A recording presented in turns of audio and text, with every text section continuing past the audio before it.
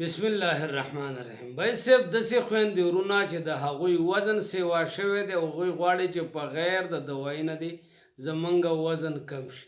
د هغه دپاره د سره ویډیو شیر کوم، ویډیو وګورئ، مخکې شیر کړئ، چینل فالو کړئ چې ډېرو خلکو ته دا ویډیو ورسي. بای زمونږ او ستاسو د ژوند د تیرولو دپاره الله رب العزت په قرآن کې او رسول الله صلی الله علیه وسلم په خپلو احادیثو مبارکو کې د زندګۍ د تیرولو د صحت د بهتروالي د ژوند اصول موږ او تاسو ته ښودلي دي. که زمونږ او ستاسو وزن زیاتي چې موږ او تاسو روژې ونیسو. روژه موږ او تاسو لپاره ډېر زیات بهترین کار کوي د وزن په کمولو کې.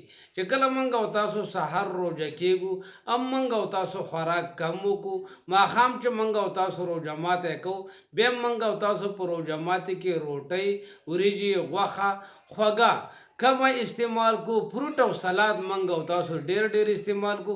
لکه څنګه به چې د رسول الله صلی الله علیه وسلم په وخت کې خلکو په دوه دریو کجورو باندې روژه ماتوله.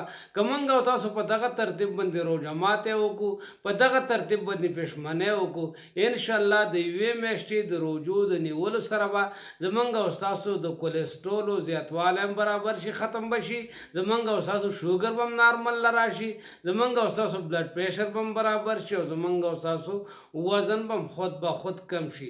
او یو بهترینه طریقه ده چې کله موږ او تاسو خوراک نه کوو، وجود ته اضافي کیلوریز نه میلاویږي، بیا په وجود کې یو سیستم لګېدلی دی چې دا دننه د وجود دا خپله چربي خوري.